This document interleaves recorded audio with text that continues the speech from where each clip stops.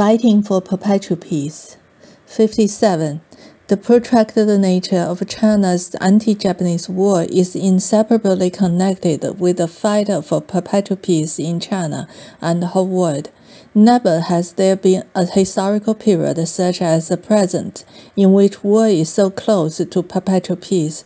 For several thousand years since the emergence of classes, the life of mankind has been full of wars. Each nation has fought countless wars, either internally or with other nations. In the imperialist epoch of capitalist society, the wars are waged on a particularly extensive scale and with a particular ruthlessness. The first great imperialist war of 20 years ago was the first of its kind in history, but not the last. Only the war which has now begun comes close to being the final war, that is, comes close to the perpetual peace of mankind. By now, 1/3 of the world's population has entered the war. Look, Italy, then Japan, Abyssinia, then Spain, then China. The population of the countries at the war now amounts to almost 600 million, or nearly 1/3 of the total population of the world. The characteristics of the present war are its uninterruptedness and its proximity to perpetual peace. Why is it uninterrupted? After attacking Abyssinia, Italy attacked Spain and Germany joined in. Japan attacked China. What will come next? Undoubtedly, Hitler will fight the great powers. Fascism is war. This is perfectly true. There will be no interruption in the development of the present war into a world war. Mankind will not be able to avoid the calamity of war. Why then do we say the present war is near to perpetual peace? The present war is a result of the development of the general crisis of world capitalism, which began with World War I. This general crisis is driving the capitalist countries into a new war, and above all, driving the fascist countries into new war adventures. This war, we can foresee, will not save capitalism, but will hasten its collapse. It will be greater in scale and more ruthless than the war of the 20 years ago. All nations will inevitably be drawn in. It will drag on for a very long time, and mankind will suffer greatly. But owing to the existence of the Soviet Union and the growing political consciousness of the people of the world, Great Revolution War will undoubtedly emerge from this war to oppose all counter-revolutionary wars, thus giving this war the character of a struggle for perpetual peace. Even if later there should be another period of war, perpetual world peace will not be far off. Once man has eliminated capitalism, he will attain the era of perpetual peace, and there will be no more need for war. Neither armies, nor warships, nor military aircraft, no poison gas will then be needed. Thereafter, for all time, mankind will never again know war. The revolutionary wars, which have already begun, are part of the war for perpetual peace. The war between China and Japan, two countries which have a combined population of over 500 million, will take an important place in this war for perpetual peace, and out of it will come the liberation of the Chinese nation. The liberated new China of the future will be inseparable from the liberated new world of the future. Hence, our war of resistance against Japan takes on the character of a struggle for perpetual peace. History shows that wars are divided into two kinds, just and unjust. All wars that are progressive are just, and all wars that impede progress are unjust. We communists oppose all unjust wars that impede progress, but we do not oppose progressive, just wars.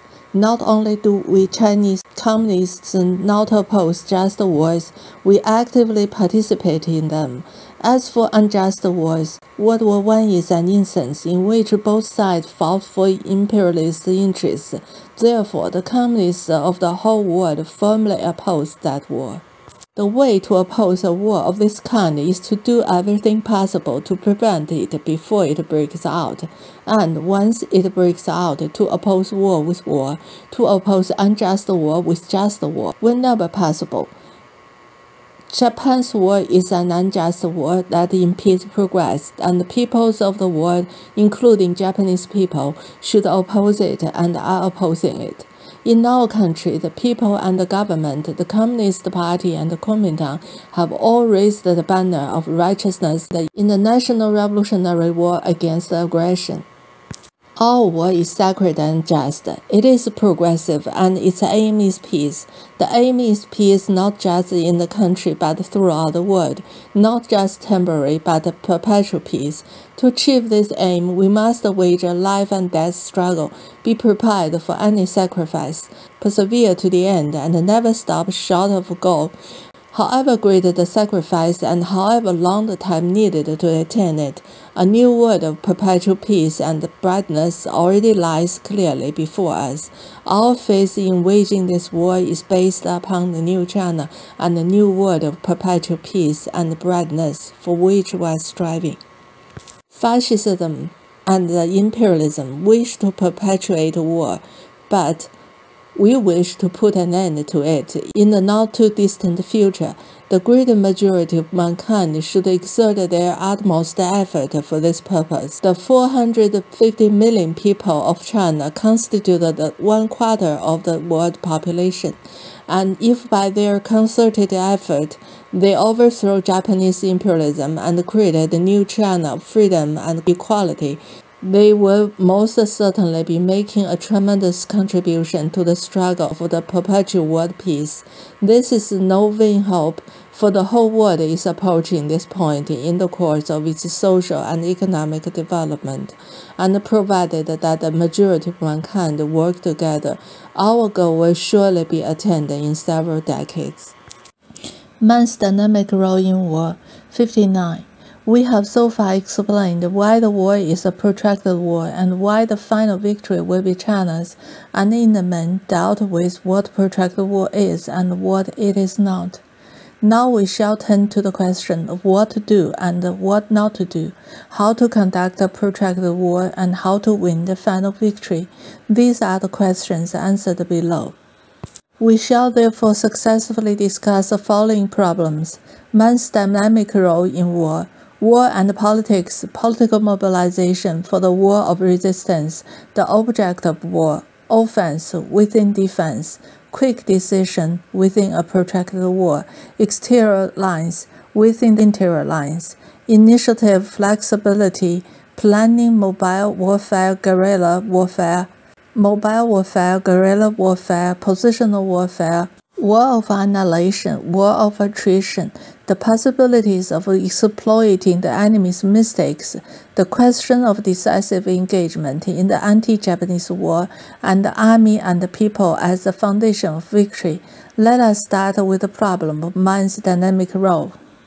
60. When we say we are opposed to a subjective approach to problems, we mean that we must oppose ideas which are not based upon or do not correspond to objective facts, because such ideas are fanciful and fallacious and will lead to failure if acted on.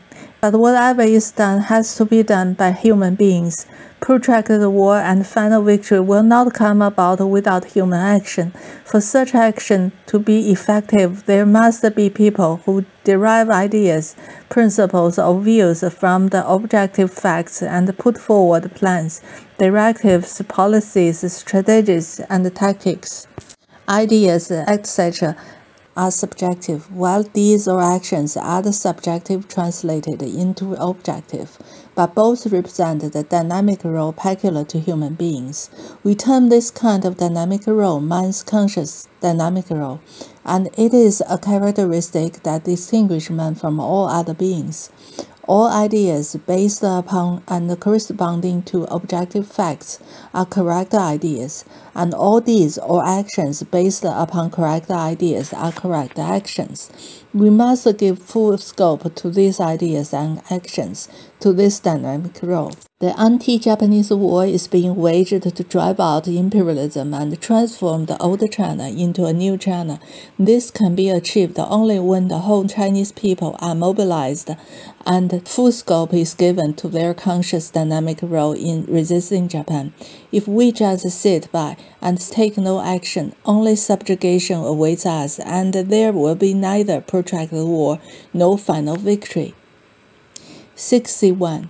It is a human characteristic to exercise a conscious dynamic role.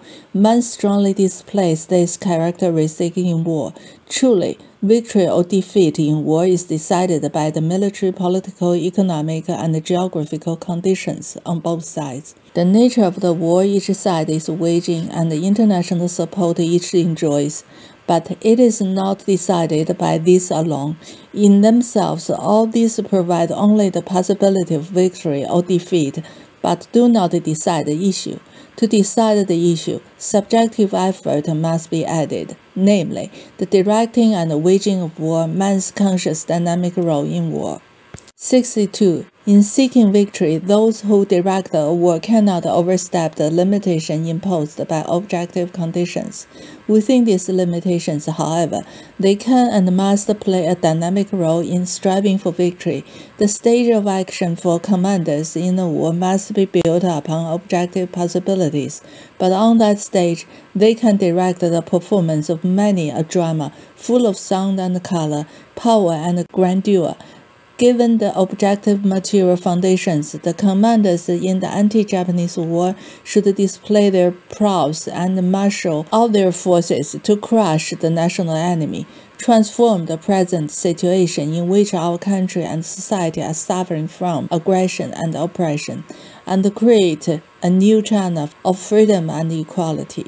Here is where our subjective faculties for directing war can and must be exercised.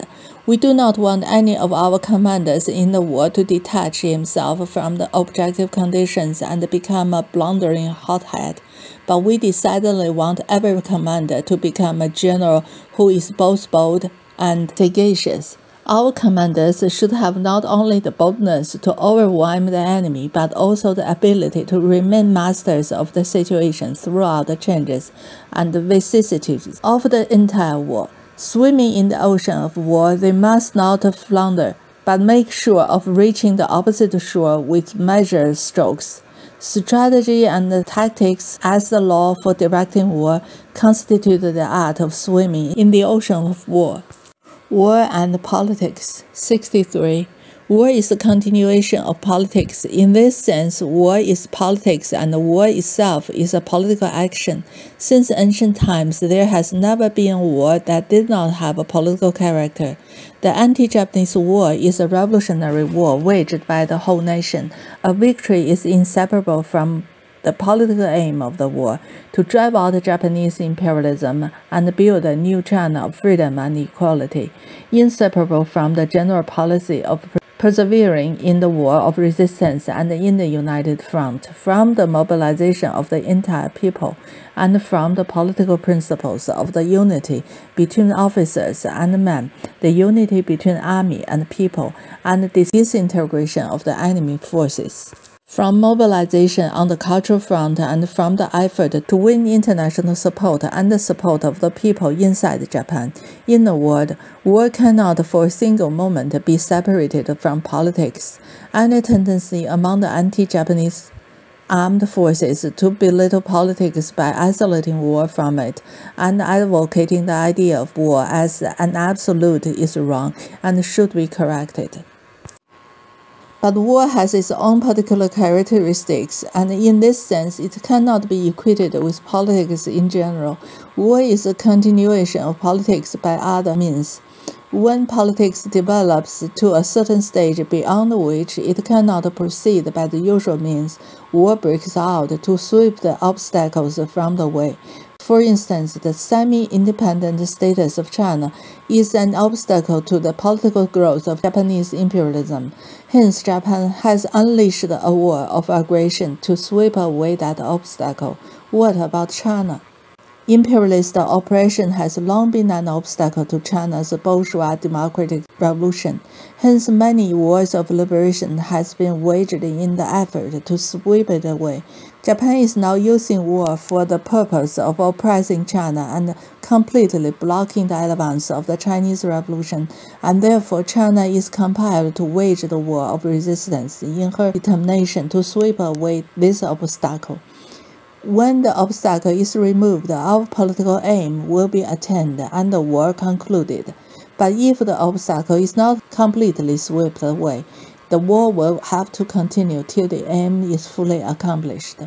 Thus, anyone who seeks a compromise before the task of the anti-Japanese war is fulfilled is bound to fail. Because even if a compromise were to occur for one reason or another, the war would break out again, since the broad masses of the people would certainly not submit, but would continue the war until its political objective was achieved. It can therefore be said that politics is a war without bloodshed, while war is politics with bloodshed. 65. From the particular characteristics of war, there arise a particular set of organizations, a particular series of methods, and a particular kind of process. The organizations are the armed forces and everything that goes with them. The methods are the strategy and tactics for directing war. The process is a particular form of social activity in which the opposing armed forces attack each other or defend themselves against one another, employing strategy and tactics favorable to themselves and unfavorable to the enemy. Hence, war experience is a particular kind of experience. All who take part in war must rid themselves of their customary ways and accustom themselves to war before they can win victory. Political mobilization for the war of resistance. 66. A national revolutionary war as great as ours cannot be won without extensive and thoroughgoing political mobilization. Before the anti-Japanese war, there was no political mobilization for resistance to Japan, and this was a great drawback, as a result of which China has already lost a move to the enemy. After the war began, political mobilization was very far from extensive, let alone thoroughgoing. It was the enemy's gunfire and bombs dropped by enemy airplanes that brought news of the war to the great majority of the people. That was also a kind of mobilization, but it was done for us by the enemy. We did not do it ourselves. Even now, the people in the remoter regions beyond the noise of the guns are carrying on quietly as usual. This situation must change, or otherwise we cannot win our life and death struggle. We must never lose another move to the enemy. On the contrary, we must make full use of this move. Political mobilization to get the better of him. This move is crucial. It is indeed of primary importance, while our inferiority in weapons and other things is only secondary. The mobilization of the common people throughout the country will create a vast sea in which to drown the enemy, create the conditions that will make up for our inferiority in arms and other things, and create the prerequisite for overcoming every difficulty in the war. To win victory, we must persevere in the war of resistance, in the united front, and in the protracted war. But all these are inseparable from the mobilization of the common people. To wish for victory and yet neglect the political mobilization is like wishing to go south by driving the chariot north, and the result would be inevitably to forfeit victory. 67. What does political mobilization mean? First, it means telling the army and the people about the political aim of the war. It is necessary for every soldier and civilian to see why the war must be fought and how it concerns him. The political aim of the war is to drive out Japanese imperialism and build a new China of freedom and equality. We must proclaim this aim to everybody, to all soldiers and civilians, before we can create an anti-Japanese upsurge and unite hundreds of millions as one man to contribute their all to the war. Secondly, it is not enough merely to explain the aim to them. The steps and the policies for its attainment must also be given. That is, there must be a political program. We already have the 10-point program for resisting Japan and saving the nation, and also the program of armed resistance and national reconstruction. We should popularize both of them in the army and among the people and mobilize everyone to carry them out. Without a clear-cut, concrete political program, it is impossible to mobilize all the armed forces and the whole people to carry the war against Japan through to the end. Thirdly, how should we mobilize them? By word of mouth, by leaflets and bulletins, by newspaper, books, and pamphlets, through plays and films, through schools, through the mass organizations, and through our cadres. What has been done so far in Kuomintang areas is only a drop in the ocean, and moreover, it has been done in a manner ill-suited to the people's taste and in a spirit uncongenial to them. This must be drastically changed. Fourthly, to mobilize once is not enough. Political mobilization for the war of resistance must be continuous. Our job is not to recite our political program to the people, for nobody will listen to such recitations. We must link the political mobilization for the war with development in the war and with the life of the soldiers and the people, and make it a continuous movement. This is a matter of immense importance on which our victory in the war primarily depends. The object of war. 68. Here we are not dealing with the political aim of war. The political aim of the war of resistance against Japan has been defined above as to drive out Japanese imperialism and build a new China of freedom and equality. Here we are dealing with the elementary object of war. War as a politics with bloodshed, as mutual slaughter by opposing armies. The objective of war is specifically to preserve oneself and destroy the enemy. To destroy the enemy means to disarm him or deprive him of the power to resist, and does not mean to destroy every member of his forces physically. In ancient warfare, the spear and shield were used, the spear to attack and destroy the enemy, the shield to defend and preserve oneself. To the present day, all weapons are still an extension of the spear and the shield. The bomber, the machine gun, the long-range gun, and the poison gas are developments of the spear, while the air raid shelter, the steel helmet, the concrete fortification, and the gas mask are development of the shield. The tank is a new weapon combining the functions of both spear and shield.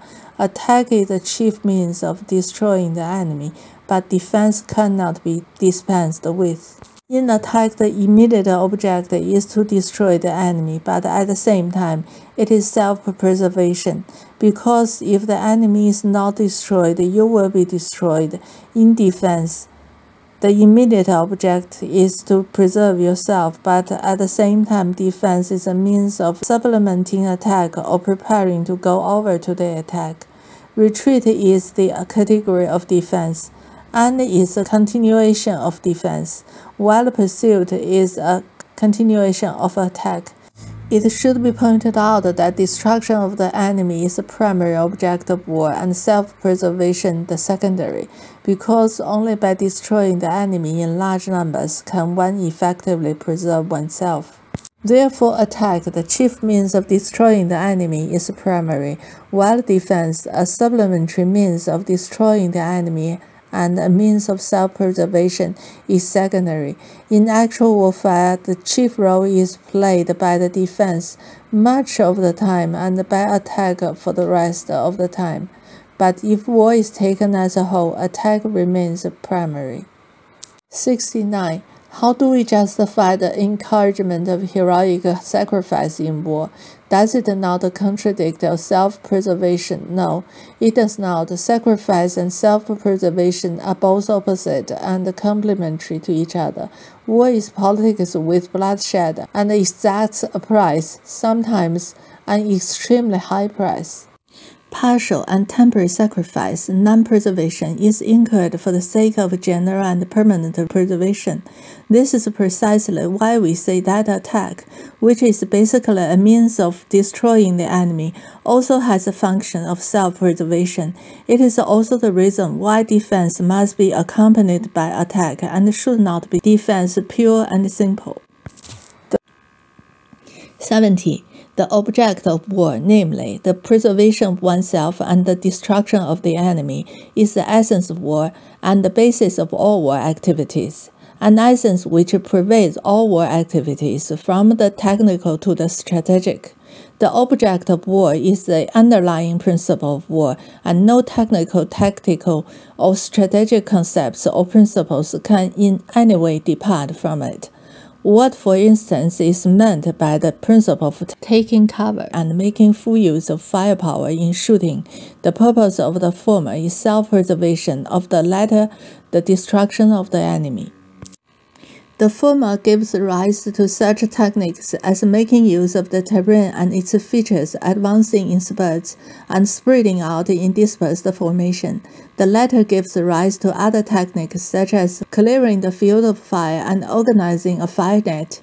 As for the assault force, the containing force, and the reserve force in the tactical operation, the first is for annihilating the enemy, the second for preserving oneself, and the third is for either purpose, according to circumstances, either for annihilating the enemy, in which case it reinforces the assault force or serve as a pursuit force, or for self-preservation, in which case it reinforces the containing force or serve as a covering force.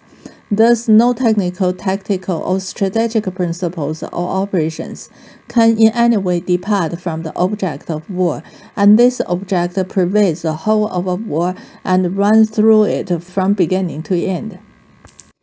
71. In directing the anti-Japanese war, leaders at various levels must lose sight neither of the contrast between the fundamental factors on each side nor the object of this war. In the course of military operation, these contrasting fundamental factors unfold themselves in the struggle by each side to preserve itself and destroy the other. In our war, we strive in every engagement to win a victory, big or small, and to disarm a part of the enemy and destroy a part of his men and material. We must accumulate the results of this partial destruction of the enemy into major strategic victories, and so achieve the final political aim of expelling the enemy, protecting the motherland, and building a new China. Offense with defense, quick decisions with a protracted war, exterior lines within interior lines. 72. Now let us examine the specific strategy of the war of resistance against Japan. We have already said that our strategy for resisting Japan is that of protracted war, and indeed this is perfectly right. But this strategy is general, not specific. Specifically, how should the protracted war be conducted? We shall now discuss this question. Our answer is as follows. In the first and second stages of the war, that is, in the stages of the enemy's offensive and preservation of his gains, we should conduct tactical offensives within the strategic defensive, campaigns and battles of quick decisions within the strategically protracted war, and campaigns and battles on exterior lines within strategically interior lines. In the third stage, we should launch the strategic counteroffensive. 73. Since Japan is a strong imperialist power and we are a weak semi-colonial and semi-feudal country, she has adopted the policy of the strategic offensive while we are on the strategic defensive. Japan is trying to execute the strategy of a war of quick decision. We should consciously execute the strategy of a protracted war. Japan is using dozens of army divisions of fairly high combat effectiveness, now numbering 30, and part of her navy to encircle and blockade China from both land and sea, and is using her air force to bomb China. Her army has already established a long front stretching from portal to Hankou, and her navy has reached Fujian and Guangdong. Thus, exterior line operations have taken shape on a vast scale. On the other hand, we are in the position of operating on interior lines. All this is due to the fact that the enemy is strong while we are weak. This is one aspect of the situation. 74. But there is another and exactly opposite aspect. Japan, though strong, does not have enough soldiers. China, though weak, has a vast territory, a large population, and plenty of soldiers. Two important consequences follow. First, the enemy employing his small forces against a vast country can only occupy some big cities and the main lines of communication and part of the plains. Thus, there are extensive areas in the territory under his occupation which he has had to leave ungarrisoned, and which provides a vast arena for our guerrilla warfare. Taking China as a whole, even if the enemy manages to occupy the line connecting Canton, Wuhan, and Lanzhou and its adjacent areas, he can hardly see the regions beyond, and this gives China a general real and vital basis from which to carry on the protracted war to final victory. Secondly, in pitting his small forces against the large forces, the enemy is encircled by our large forces. The enemy is attacking us along several routes. Strategically, he is on exterior lines, while we are on interior lines. Strategically, he is on the offensive, while we are on the defensive. All this looks very much to our disadvantage.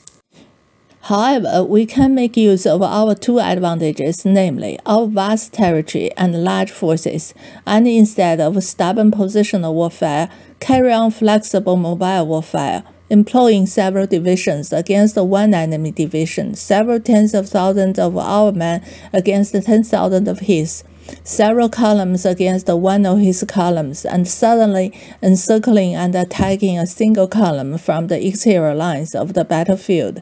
In this way, while the enemy is on exterior lines and on the offensive in strategic operations, he will be forced to fight on interior lines and on the defensive in campaigns and battles. And for us, interior lines and the defensive in strategic operations will be transformed into exterior lines and offensive in campaigns and battles. This is the way to deal with one or indeed with any advancing enemy column. Both the consequences discussed above follow from the fact that the enemy is small while we are big. Moreover, the enemy forces, though small, are strong in arms and in training, while our forces, though large, are weak in arms and in training, but not in morale. But in campaigns and battles, therefore, we should not only employ large forces against the small and operate from exterior against the interior lines, but also follow the policy of seeking quick decisions. In general, to achieve quick decision, we should attack a moving and not a stationary enemy. We should concentrate a big force under cover beforehand alongside the route which enemy is sure to take, and while he is on the move, advance suddenly to encircle and attack him before he knows what is happening, and thus quickly conclude the battle. If we fight well, we may destroy the entire enemy force, or the greater part or some part of it, and even if we do not fight so well, we may still inflict heavy casualties. This applies to any and every one of our battles. If each month we could win one sizable victory like that at Pingxingquan or Taihezhuang, not to speak of more, it would greatly demoralize the enemy, stimulate the morale of our own forces, and evoke international support. Thus, our strategically protracted war is translated in the field into battles of quick decision. The enemy's war of strategic quick decision is bound to change into protracted war after he is defeated in many campaigns and battles. 75. In a word, the above operational principle for fighting campaigns and battles is one of the quick decision offensive warfare on exterior lines.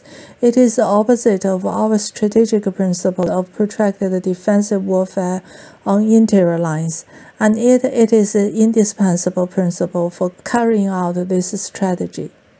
If we should use protracted defensive warfare on interior lines as a principle for campaigns and battles too, as we did at the beginning of the War of Resistance, it would be totally unsuited to the circumstances in which the enemy is small while we are big and the enemy is strong while we are weak. In that case, we could never achieve our strategic objective of a protracted war, and we would be defeated by the enemy. That is why we have always advocated the organization of the forces of the entire country into a number of large field armies, each counterposed to one of the enemy's field armies, but having 2, 3, or 4 times its strength, and so keeping the enemy engaged in extensive theaters of war in accordance with the principle outlined above.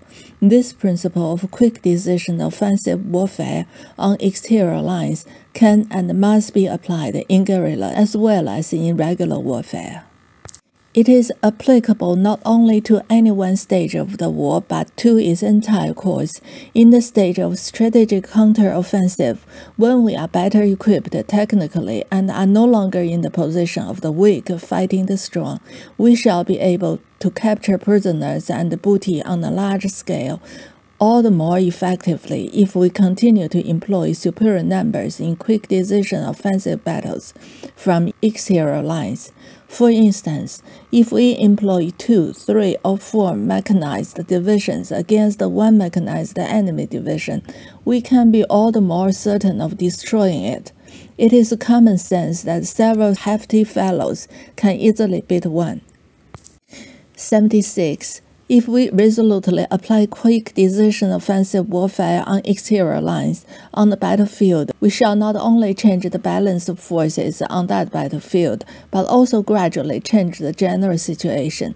On the battlefield, we shall be on the offensive and the enemy on the defensive. We shall be employing superior numbers on exterior lines and the enemy inferior numbers on interior lines. And we shall see quick decision while the enemy, try as he may, will not be able to protract the fighting in the expectation of reinforcement. For all these reasons, the enemy's position will change from strong to weak, from superior to inferior, while that of our forces will change from weak to strong, from inferior to superior. After many such battles have been victoriously fought, the general situation between us and the enemy will change. That is to say, through the accumulation of victories on many battlefields, by quick decision offensive warfare on exterior lines, we shall gradually strengthen ourselves and weaken the enemy, which will necessarily affect the general balance of forces and bring about changes in it.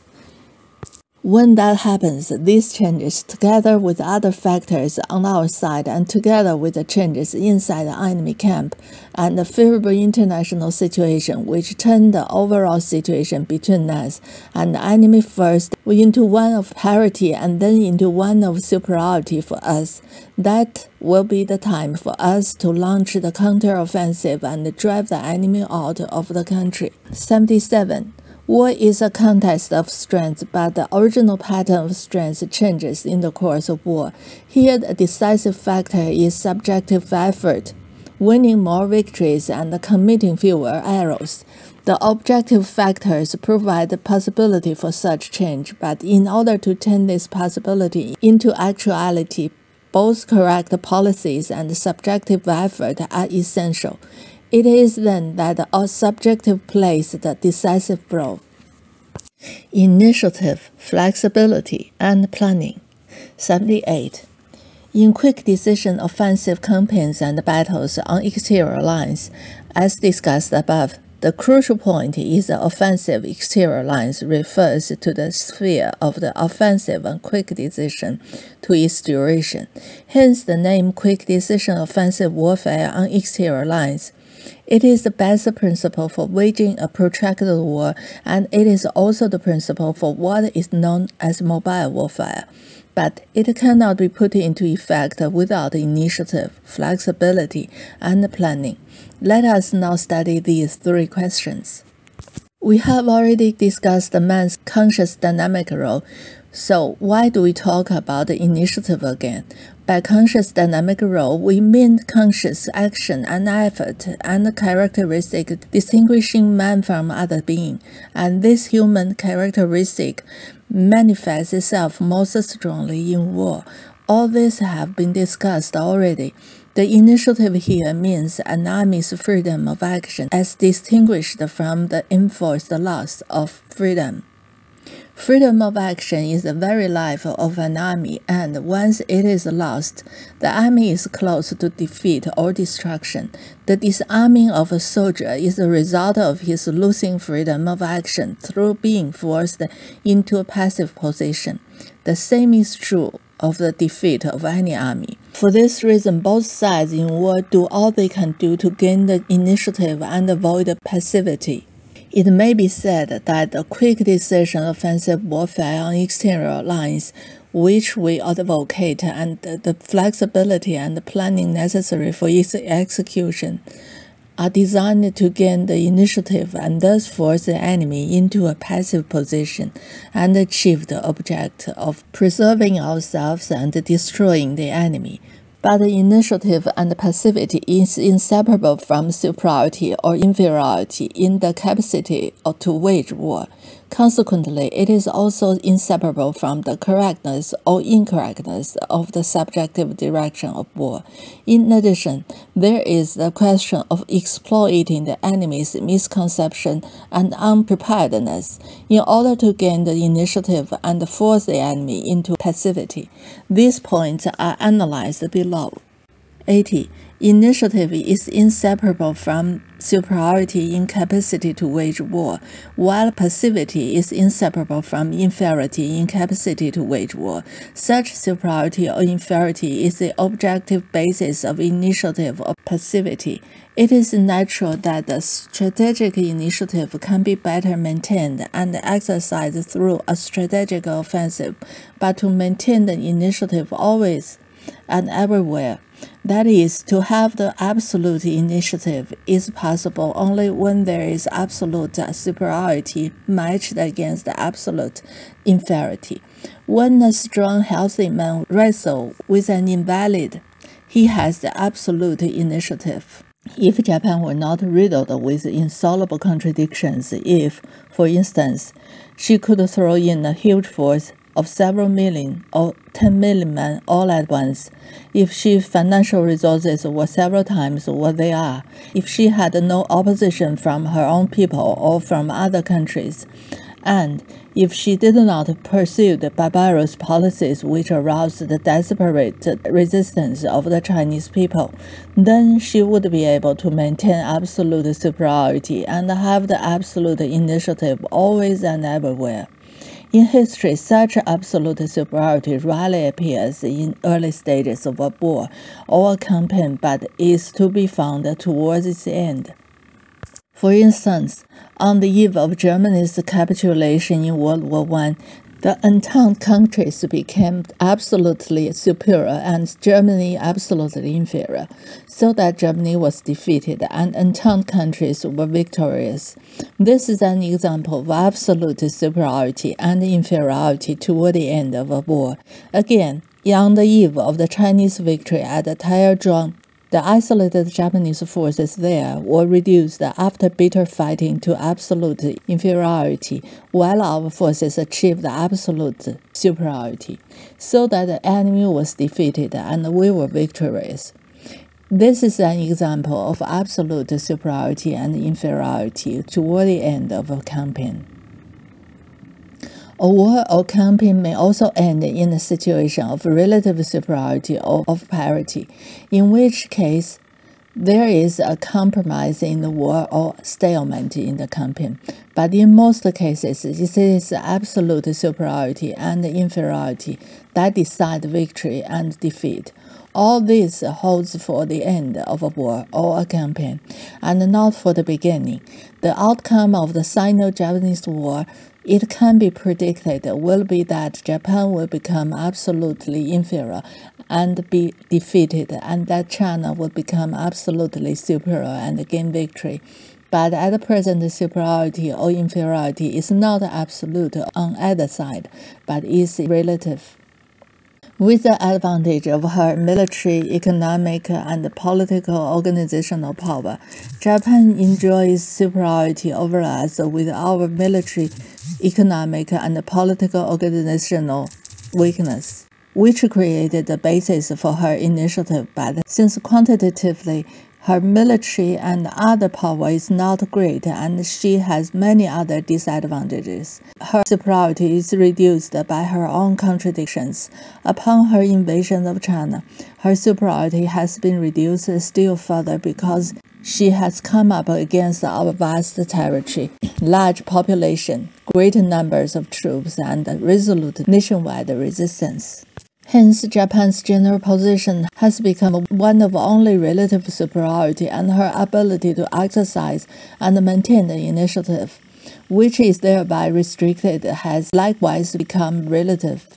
As for China, though placed in somewhat passive position strategically because of her inferior strength, she is nevertheless quantitatively superior in territory, population, and troops, and also superior in the morale of her people and the army and their patriotic hatred of the enemy. This superiority, together with other advantages, reduce the extent of her inferiority in military, economic, and other power, and changes it into a relative strategic inferiority. This also reduces the degree of China's passivity so that her strategic position is one of only relative passivity. Any passivity, however, is a disadvantage, and one must strive hard to shake it off. Militarily, the way to do so is resolutely to wage quick decision offensive warfare on exterior lines, to launch guerrilla warfare in the rear of the enemy, and so secure the overwhelming local superiority and initiative in many campaigns of mobile and guerrilla warfare. Through such local superiority and local initiative in many campaigns, we can gradually create strategic superiority and strategic initiative, and extricate ourselves from strategic inferiority and passivity. Such is the interrelation between the initiative and passivity, between superiority and inferiority. 81. From this, we can also understand the relationship between initiative or passivity and the subjective directing of war.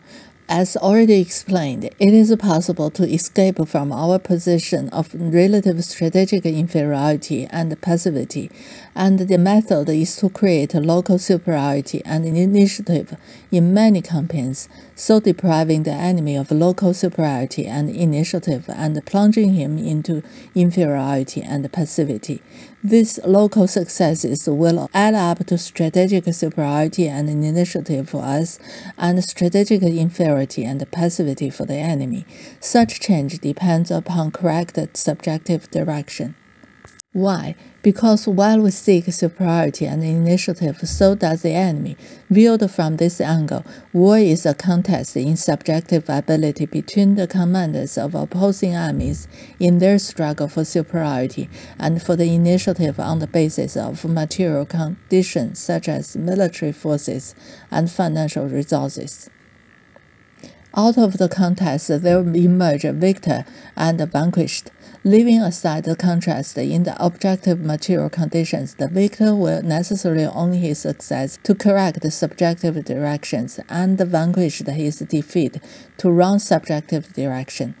We admit that the phenomenon of war is more elusive and is characterized by greater uncertainty than any other social phenomenon. In other words, that it is more a matter of probability.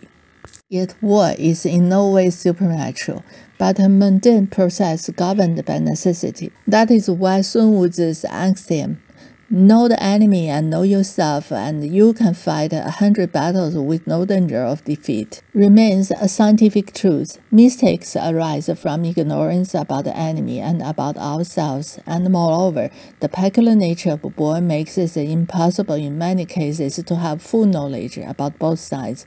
Hence the uncertainty about the military conditions and operations, and hence mistakes and defeats. But whatever the situation and the moves in the war, one can know their general aspects and essential points. It is possible for a commander to reduce errors and give general correct directions, first through all kinds of reconnaissance, and then through intelligence, inference, and judgment. Armed with the weapon of generally correct direction, we can win more battles and transform our inferiority into superiority and our passivity into initiative. This is how initiative or passivity is related to the correct or incorrect subjective direction of a war. 82. Thus is that the incorrect subjective direction can change superiority and initiative into inferiority and passivity. Then that correct subjective direction can effect a reverse change, becomes all the more convincing when we look at the record of defeats suffered by big and powerful armies and of victories won by small and weak armies. There are many such instances in Chinese and foreign history. Examples in China are the Battle of Chengpu between the state of Qing and Chu, the Battle of Chenggao between state of Chu and Han, the battle in which Han Xin defeated the Zhao armies, the Battle of Kunyang between the states of Xin and Han, the Battle of Huandu between Yuan Shao and Cao Cao, the Battle of Chipi between states of Wu and Wei, the Battle of Yiling between the states of Wu and Shu, the Battle of Feishui between the state of Qin and Jin, etc. Among examples to be found abroad are most of Napoleon's campaigns and civil war in the Soviet Union after the October Revolution. In all these instances, victory was won by small forces over big and by inferior over superior forces. In every case, the weaker force pitting local superiority and initiative against the enemy's local inferiority and passivity first inflicted one sharp defeat on the enemy and then turned on the rest of his forces and smashed them one by one, thus transforming the overall situation into one of superiority and initiative. The reverse was the case with the enemy who originally had the superiority and held the initiative. Owing to subjective errors and internal contradictions, it sometimes happened that he completely lost an excellent or fairly good position in which he enjoyed superiority and initiative and became a general without an army or a king without a kingdom. Thus, it can be seen that although superiority or inferiority in the capacity to wage war is the objective basis determining initiative or passivity, it is not in itself actual initiative or passivity. It is only through a struggle, a contest of ability, that actual initiative or passivity can emerge.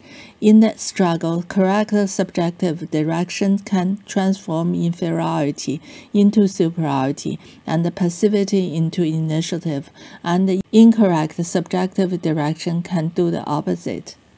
The fact that every ruling dynasty was defeated by revolutionary armies shows that mere superiority in certain respect does not guarantee the initiative, much less the final victory. The inferior side can wrest the initiative and victory from superior side by securing certain conditions through active subjective endeavor in accordance with the actual circumstances. 83. To have misconception and to be caught unwise may mean to lose superiority and initiative.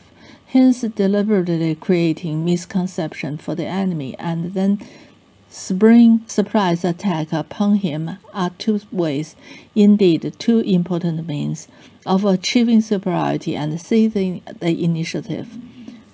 What are the misconceptions? To see every bush and tree on Mount Pakung as an enemy soldier is an example of misconception, and making a feint to the east but attacking in the west is a way of creating misconception among the enemy.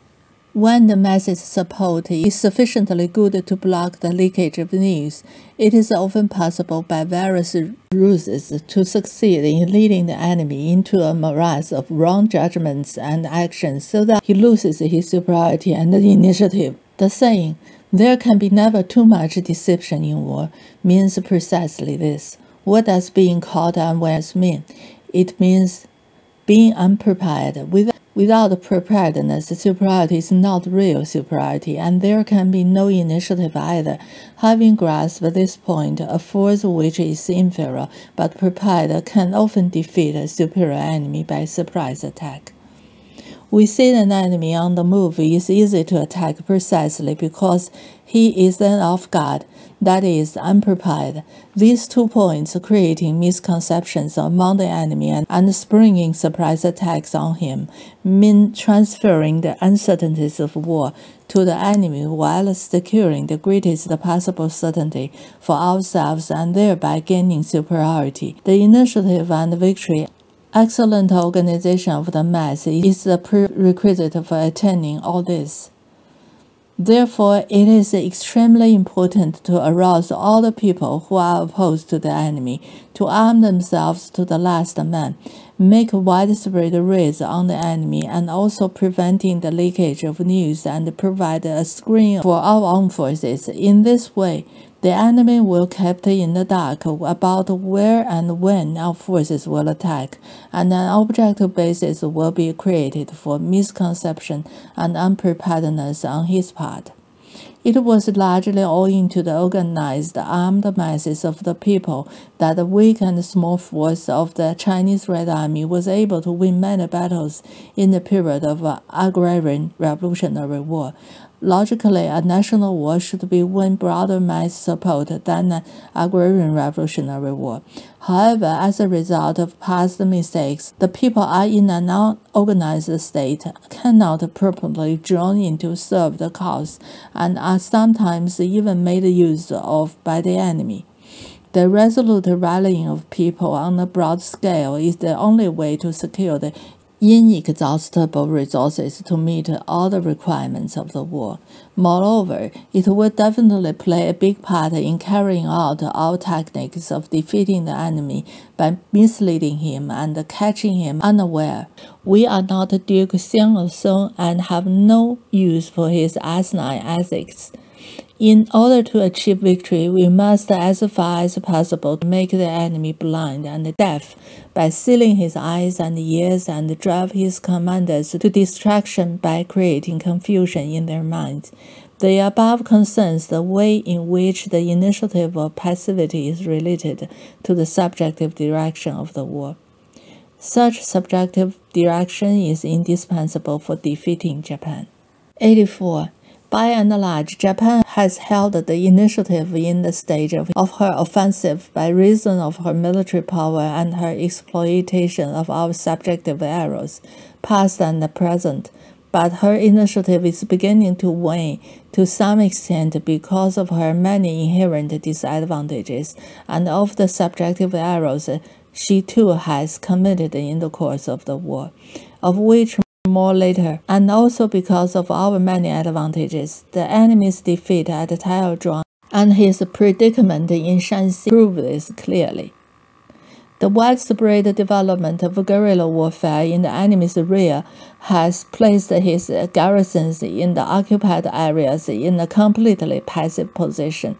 Although he is still on the offensive strategically and still holds the initiative, his initiative will end when his strategic offensive ends. The first reason why the enemy will not be able to maintain the initiative is that his shortage of troops renders it impossible for him to carry on the offensive indefinitely.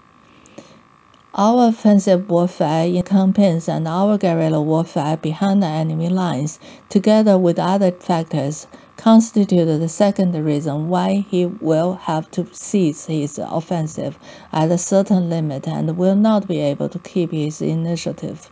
The existence of the Soviet Union and the changes in the international situation constitute the third reason. Thus, it can be seen that the enemy's initiative is limited and can be shattered if in military operations, China can keep up offensive warfare by her main forces in campaigns and battles, vigorously develop guerrilla warfare in the enemy's rear, and mobilize people on a broad scale politically. We can gradually build up a position of strategic initiative. 85. Let us now discuss flexibility. What is flexibility? It is the concrete realization of initiative in military operation. It is the flexible employment of armed forces. The flexible employment of armed forces is the central task in directing a war, a task most difficult to perform well. In addition to organizing and educating the army and the people, the business of war consists in the employment of troops in combat, and all these things are done to win the fight. Of course, it is difficult to organize an army, etc., but it is even more difficult to employ it, particularly when the weak are fighting the strong. To do so requires subjective ability of a very high order and requires the overcoming of the confusion, obscurity, and uncertainty peculiar to war and the discovery of order, clarity, and certainty in it. Only thus can flexibility in command be realized. 86. The basic principle of field operation for the war of resistance against Japan is quick decision offensive warfare on exterior lines. There are various tactics or methods for giving effect to the principle, such as dispersion and concentration of forces, diverging advance and converging attack, the offensive and defensive assault and containment, encirclement and outflanking, advance and retreat. It is easy to understand these tactics, but not at all easy to employ and vary them flexibly. Here the three crucial links are the time, the place, and the troops. No victory can be won unless the time, the place, and the troops are well chosen. For example, in attacking an enemy force on the move, if we strike too early, we expose ourselves and give the enemy a chance to prepare. And if we strike too late, the enemy may have encamped and concentrated his force, presenting us with a hard nut to crack. This is a question of the time.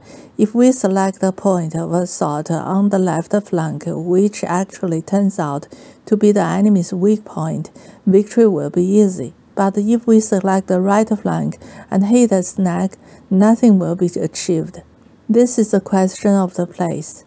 If a particular unit of our forces is employed for a particular task, victory may be easy. But if another unit is employed for the same task, it may be hard to achieve results. This is a question of the troops. We should know not only how to employ tactics, but how to vary them. For flexibility of command, the important task is to make changes, such as from the offensive to the defensive, or from the defensive to the offensive, from advance to retreat, or from retreat to advance, from containment to assault, or from assault to containment, from encirclement to outflanking, or from outflanking to encirclement, and to make such changes properly and in good time according to the circumstances of the troops and the terrain on both sides. This is true of command in campaigns and strategic command, as well as of command in battles. 87. The ancient said ingenuity in varying techniques depends on mother wit. This ingenuity, which is what we mean by flexibility, is the contribution of the intelligent commander.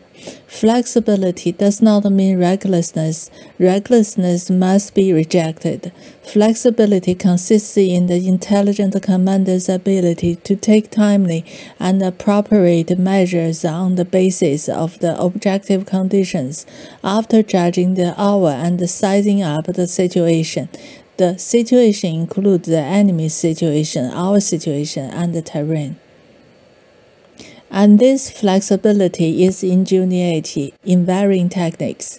On the basis of this ingenuity, we can win more victories in quick decision offensive warfare on exterior lines, change the balance of forces in our favor, gain the initiative over the enemy, and overwhelm and crush him so that the final victory will be ours.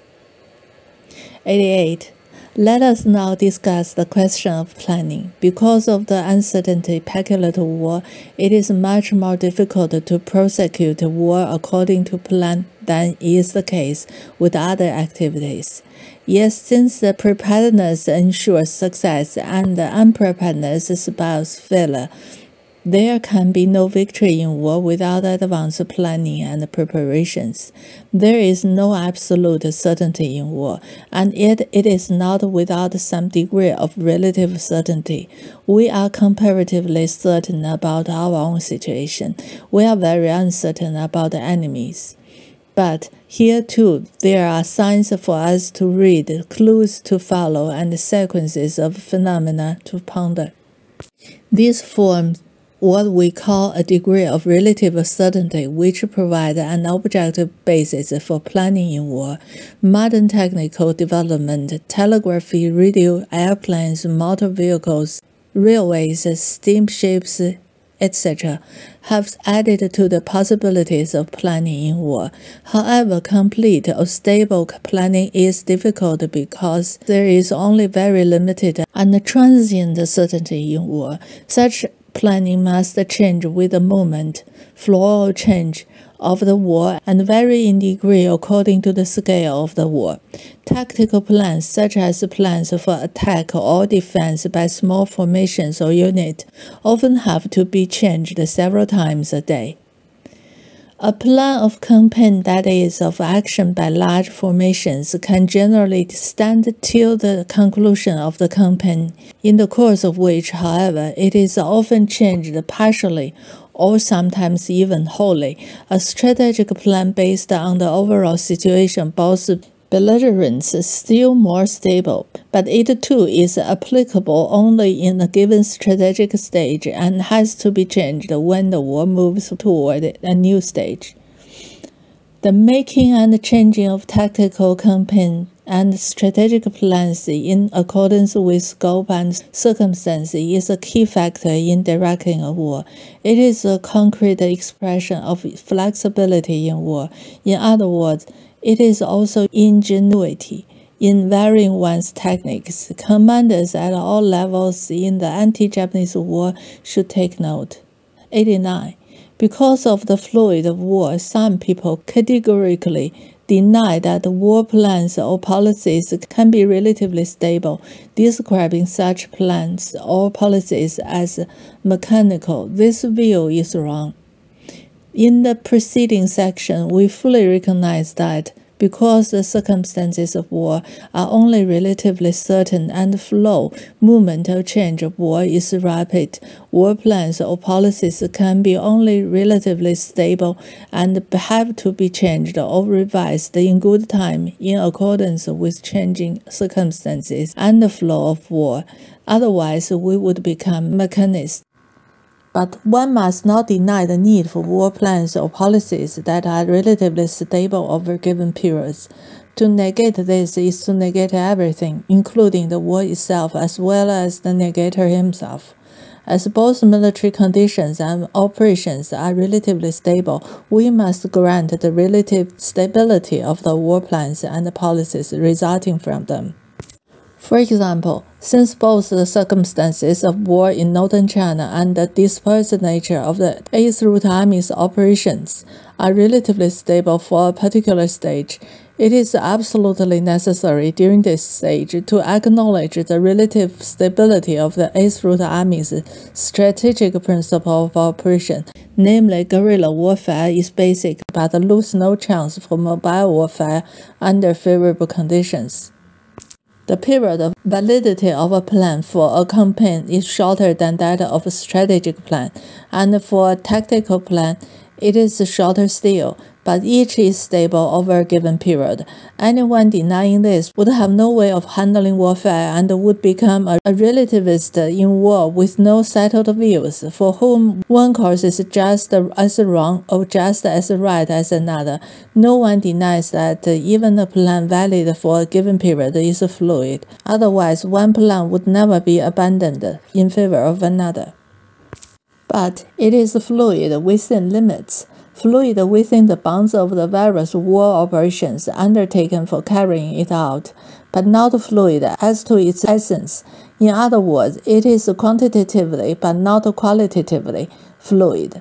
Within such a given period of time, this essence is definitely not fluid, which is what we mean by relative stability within a given period. In the great river of absolute fluidity throughout the war, there is relative stability at each particular stretch. Such is our fundamental view regarding war plans or policies. 90. Having dealt with protracted defensive warfare on interior lines in strategy and with quick decision offensive warfare on exterior lines in campaigns and battles, and also with the initiative, flexibility, and planning, we can now sum up briefly. The anti-Japanese war must have a plan. War plans, which are the concrete application of strategy and tactics, must be flexible so that they can adapt it to the circumstances of the war. We should always seek to transform our inferiority into superiority, our passivity into the initiative, so as to change the situation as between the enemy and ourselves. All this find expression in quick decision offensive warfare on exterior lines, in campaigns and battles, and protracted defensive warfare on interior lines in strategy.